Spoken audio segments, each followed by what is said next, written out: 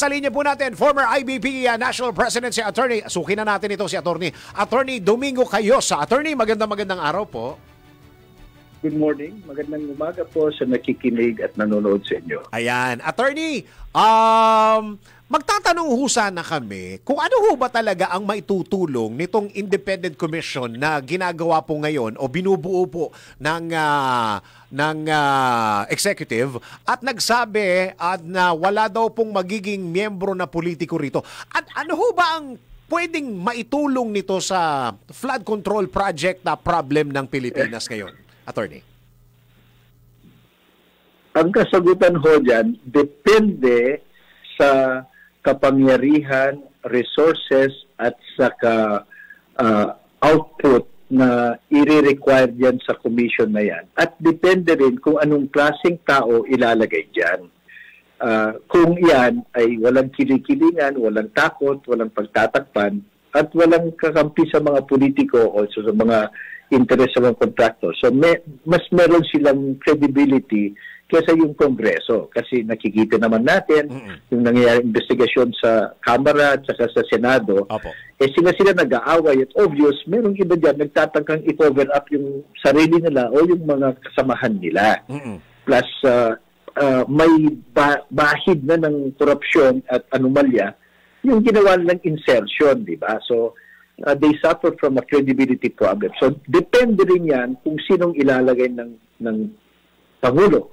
Pangalawa, depende rin kung anong poder ibibigay. Ang medyo kahinaan ng Independent Commission, Opo.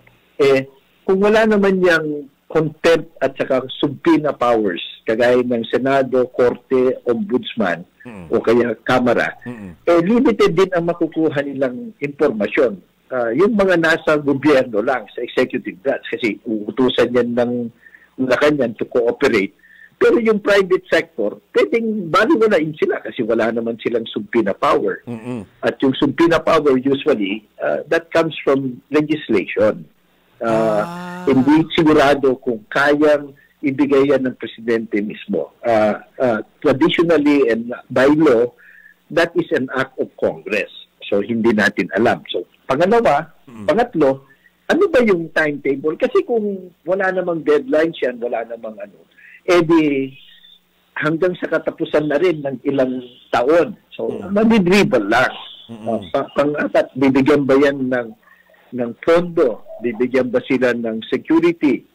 At pinaka-importante, sino ba ilalagay dyan? Kung small time naman o kaya kahit marunong, pero may natatakot naman, hindi naman sila handang magpakabayani kasi pwede silang patayin din dyan, o kaya patahimikin, may hihirapan din, di ba? So, it calls for heroism. So, siguro yung iba, hindi rin nagkaka-interest kasi hindi nga nila alam kung anong klaseng komisyon ito, di ba? So, para ba kung gagamitin lang yung pangalan mo, pero wala ka naman palang poder, di parang palamuti lang sa'yo. So, it might, maaring there's a fresh breath of credibility, maaring mas mabilis, depende sa ibibigay ng executive order na poder sa kanila at kung sino ilalagay. Importante yan. Hanggang ngayon, hindi natin alam. So, hindi rin natin malalaman kung makakatulong ba yan or added bureaucratic red tape lang yan.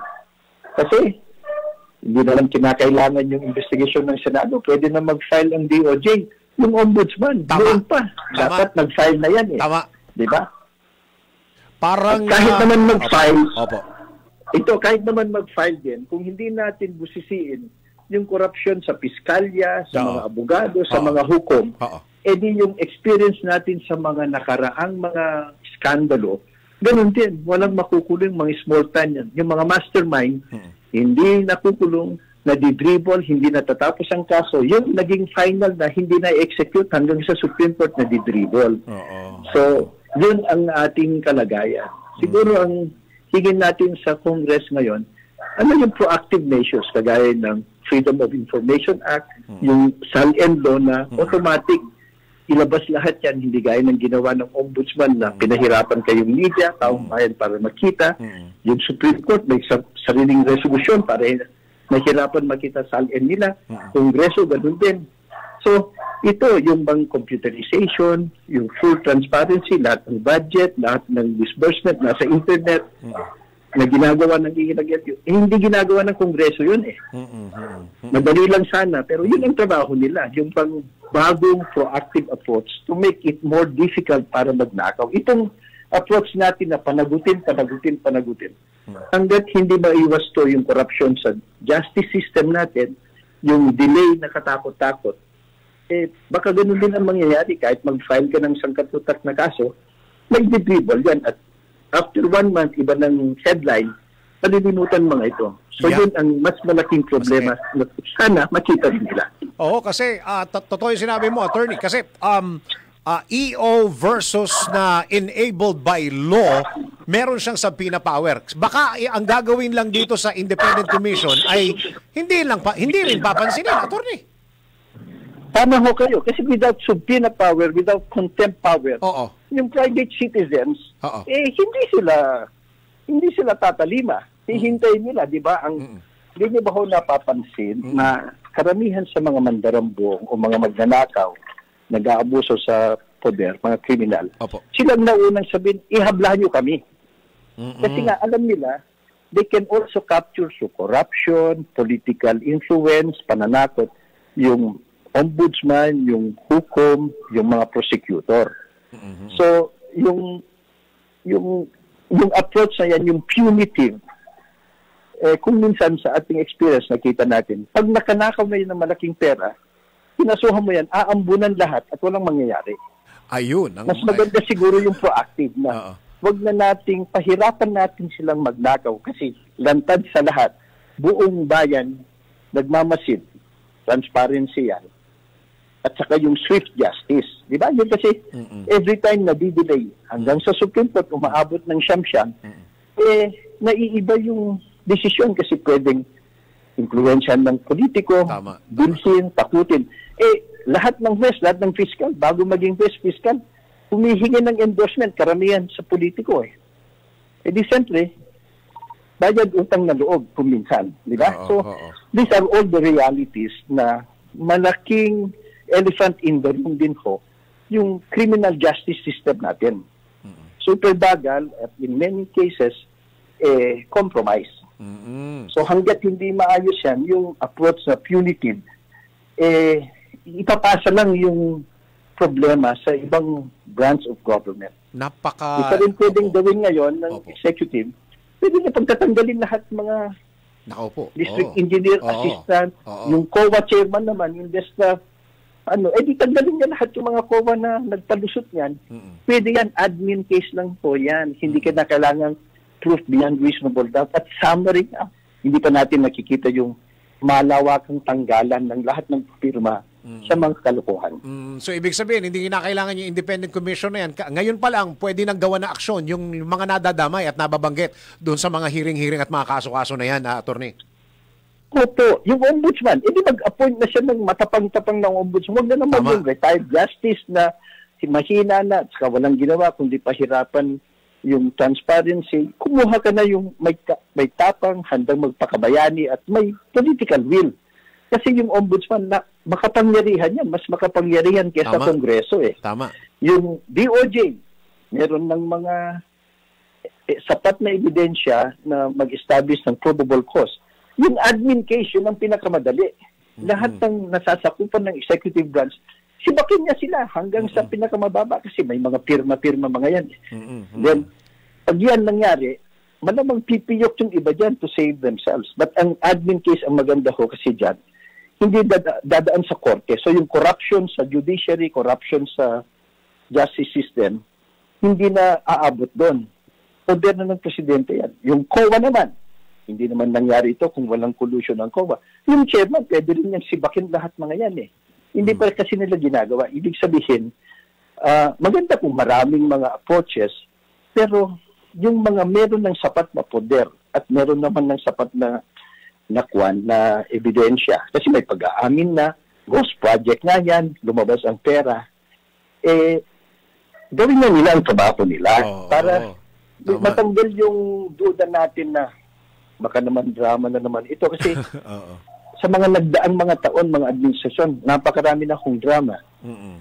Sa trilyones na ninakaw nila over the years, ilan ho ba ang bumalik sa tabad ng bayan? Eh di parang napakamahal na serye yung ganito eh.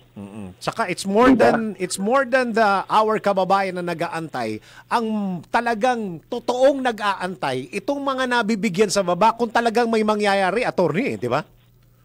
Tama. Yun nga lang pagbalik eh. Di ba? Yung mga iilan na nahatulan, nakulong, meron bang pinabalik? Meron bang nakuhang ari-arian, kayamanan nila para ibalik sa tao? Halos wala ko eh. So paano maniniwala ang ating mga taong bayan?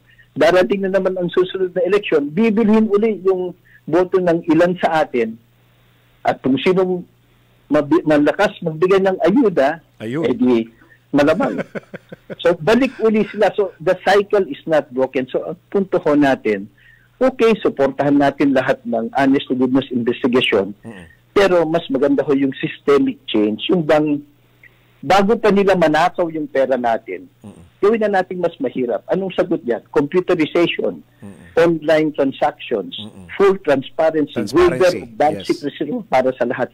Pwede namang gawin ng Kongreso yan. Matagal nang rinirekomenda ng lahat ng expert, yung mga bansa na kukontent. Ganun ang sistema.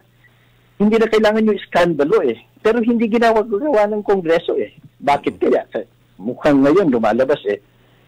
Minsan sila yung mastermind eh. So, yun sana ho ang isang advokasya natin. Yung, wag na lang ho yung punitive. Dagan natin ang focus natin, yung preventive. Transparency, computerization, yung SAL and law na talagang pinahirapan na ng Supreme Court, ng Ombudsman, ng Kongreso, naglagay ng kanilang mga obstacles para makuha nyo sa media yung SAL and nila. Yun, dapat walisin na yan. Kaya yan ng Kongreso. Hindi na kinakailangan hintayin pa itong iskandalo na ito. Eh, hindi na ginagawa eh. So, yun ang nakakalungkot. We are focusing on this kasi siyempre iskandalo. Pero yung madaling gawin na hindi naman mahal, hindi kinakailangan popondohan. Pagbabago lang ng approach, bagong approach na napatunayan na effective to prevent corruption, eh, hindi nangyayari. Sana lahat yan titignan nila. Hindi lang ho itong teleserye na investigasyon. Okay, Attorney Domingo, kayo sa maraming salamat po sa oras na binigay niyo po sa DWIZ News. Thank you po. Maraming salamat. Magandang umaga po sa lahat. Former IBP National Presidency Attorney. Uy, yung pangalan niyo, mukhang magkamali ako. Domingo Cayosa.